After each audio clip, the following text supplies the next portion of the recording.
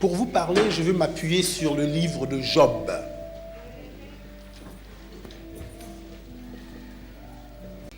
Je vais lire le premier verset du livre de Job. J'en lirai quelques autres. C'est sur ce livre que je compte m'appuyer pour exprimer la pensée du Seigneur ce matin. Le livre de Job est un livre compliqué. Les théologiens, jusqu'à présent, ne s'accordent pas sur la date de ce livre. Certains pensent que ce livre aurait été écrit par Moïse. Donc ce serait un livre quasiment aussi vieux que le Pentateuque. D'autres pensent, au contraire, qu'il pourrait avoir été écrit par le prophète Ésaïe. D'autres pensent qu'on pourrait l'assimiler au livre de sagesse du type Proverbe et Ecclésiaste. Donc certains pensent voir dans la façon dont le livre de Job est écrit la main plus sage ayant jamais vécu sur la face de la terre, Salomon. Bref, le livre de Job est une énigme. Certaines personnes tiennent à penser que ce livre est le récit exact, historique, d'événements s'étant réellement déroulés. D'autres pensent que le livre de Job serait plutôt une sorte de parabole. Ça veut dire une construction de l'esprit de l'homme, inspiré par Dieu, au fin de nous donner une leçon. Vous êtes familier avec les paraboles de Jésus. Lorsque Jésus dit « il y avait un homme », bon, ça ressemble un peu aussi aux fables de La Fontaine, « il était une fois ». En fait, ce sont des histoires qui ne sont pas nécessairement des faits réels, mais qui sont racontées pour nous faire une leçon, pour nous éduquer, pour nous montrer une voie, pour nous apprendre quelque chose. Je disais donc que le livre de Job, c'est un livre énigmatique, un peu complexe. Et c'est la raison pour laquelle, si je n'ai pas la réponse à toutes les questions que je viens de poser, je sais que c'est un livre qui doit être abordé spirituellement.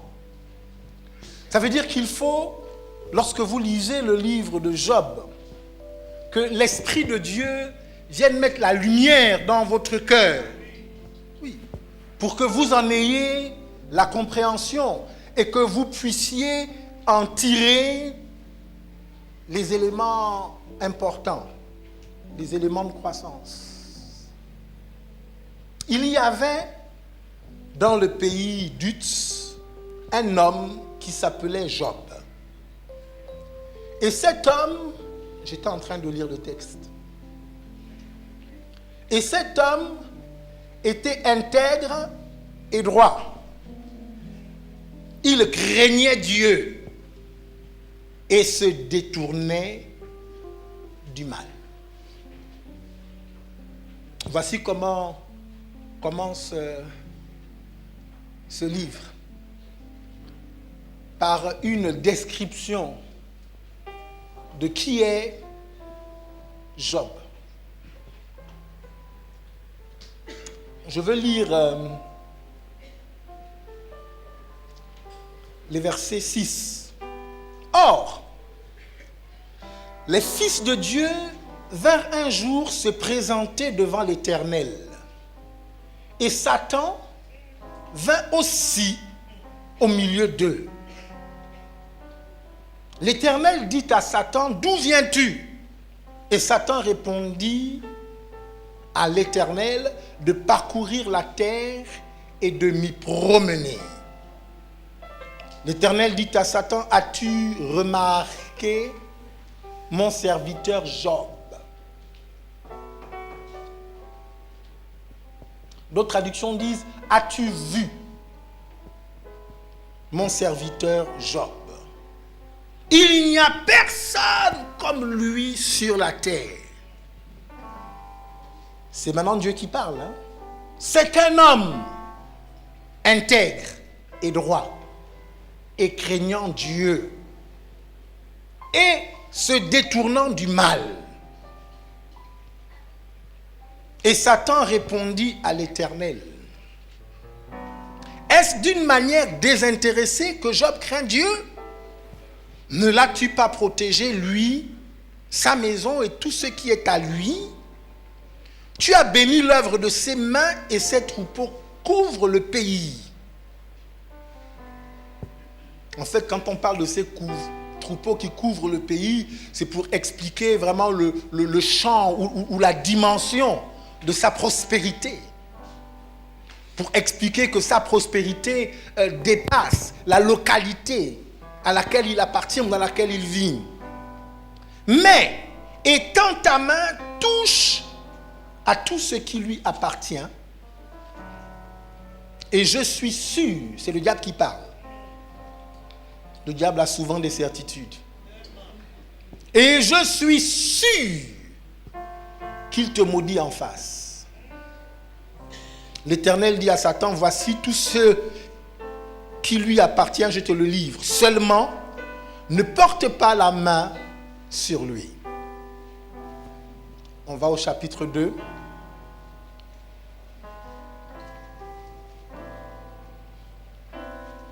Verset 6. L'Éternel dit à Satan, voici, je te le livre, seulement épargne sa vie. Verset 7. Et Satan se retira de devant la face de l'Éternel. Puis, il frappa Job. C'est ce qui est dans vos Bibles? Amen.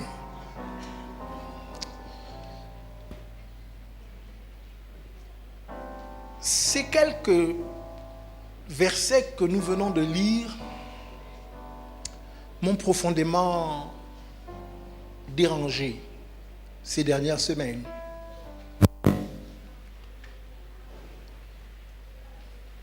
Ils m'ont poussé à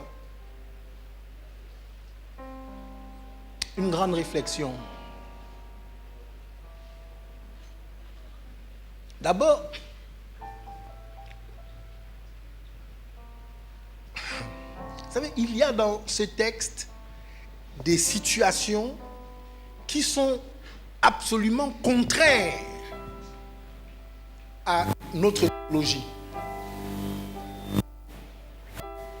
La Bible dit que Dieu se rassemble avec les fils de Dieu. On aurait pu dire les ayants droit. Ceux qui ont le droit de se tenir dans sa présence. Et pendant que Dieu est rassemblé avec les fils de Dieu, Satan fait son entrée.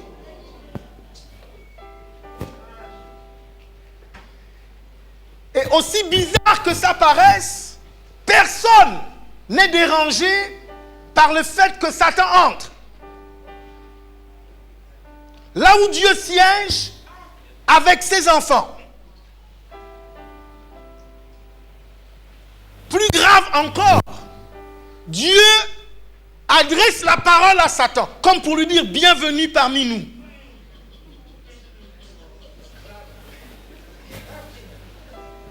Nous, on est familiers lorsqu'on se rassemble à chasser les esprits. Que tout esprit qui ne confesse pas le nom de Jésus soit chassé. Nous les envoyons régulièrement dans les lieux arides. Parfois, nous les envoyons naturellement en enfer. Satan entre, Dieu sourit. Et il dit, as-tu vu, as-tu remarqué mon serviteur Job? Je dis parfois, Satan est là où nous ne l'attendons pas.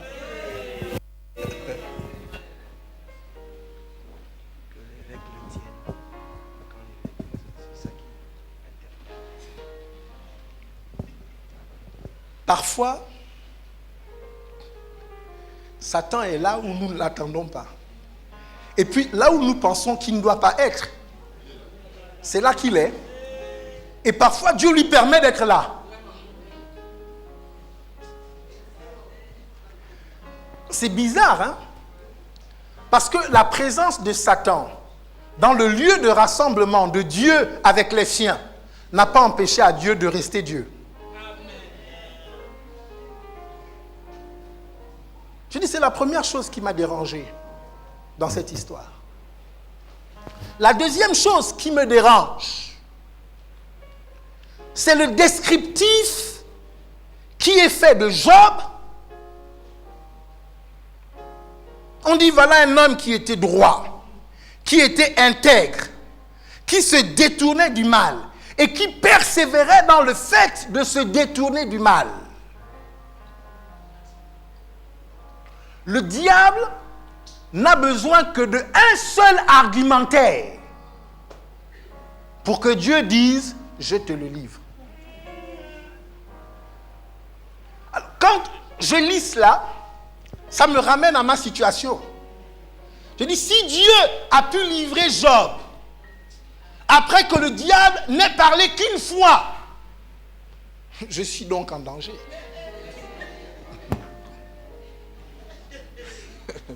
Tu es donc en danger. Dieu lui-même, quand il parle de Job, il dit au sujet de Job qu'il n'y a aucun homme comme lui sur toute la surface de la terre. Dieu dit, je te le livre. Est-il possible que toutes les caractéristiques qui ont été définies au sujet de Job ne soient pas une protection? Si Dieu peut dire ça de quelqu'un et néanmoins dire je te le livre, mes amis, je crois que l'une des choses à laquelle nous devons aspirer, c'est l'humilité. L'humilité de reconnaître que quel que soit ce que nous sommes devenus, ou quel que soit ce que nous avons obtenu, l'humilité de reconnaître qu'en réalité nous ne le méritons pas. C'est une grâce. Parce que si Dieu a pu livrer Job entre les mains de Satan, qu'est-ce qui ferait que Dieu ne te livre pas toi?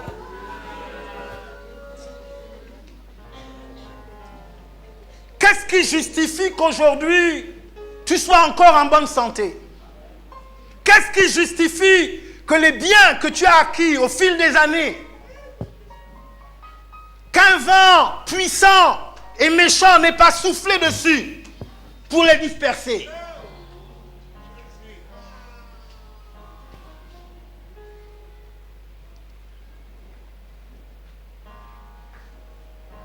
Je dis, cette partie de l'histoire de Job m'a bouleversé.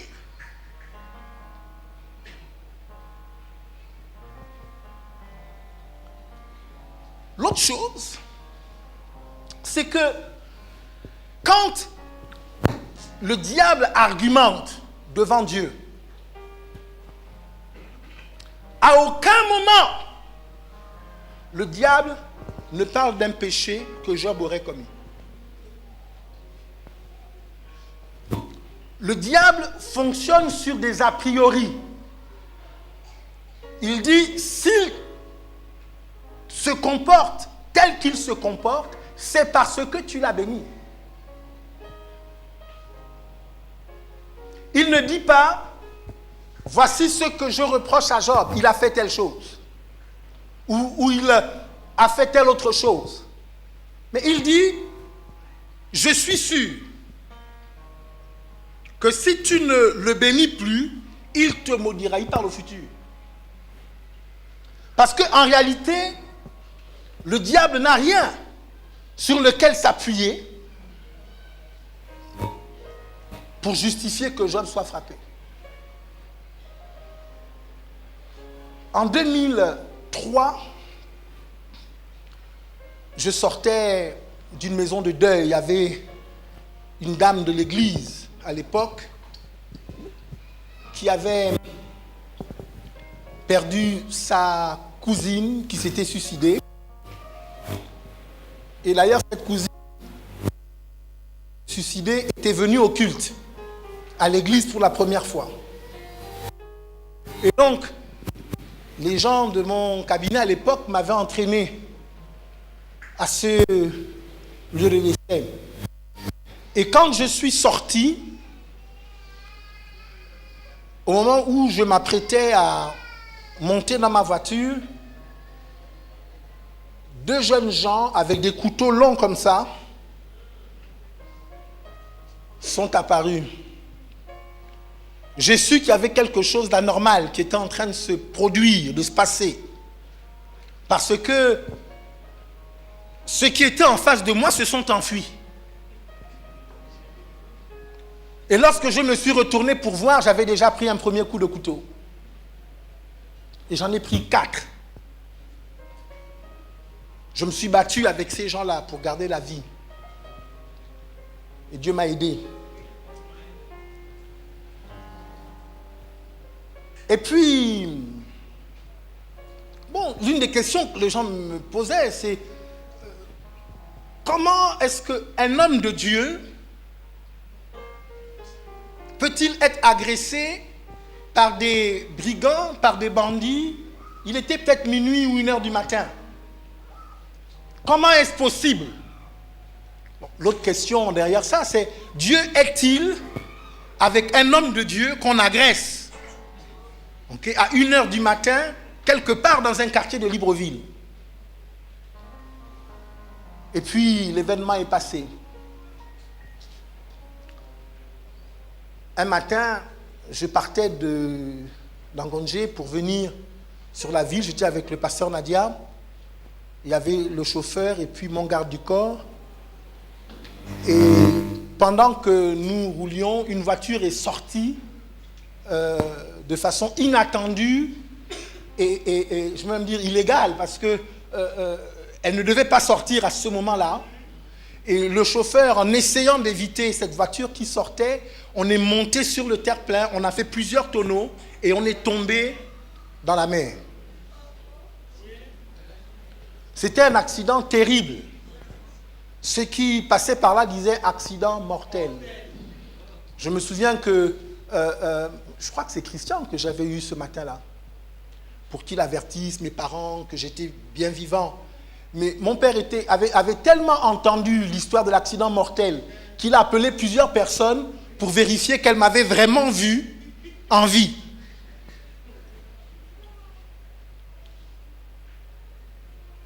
Et puis, je me retrouve donc, je suis à l'hôpital, je suis hospitalisé, et mon père vient me voir.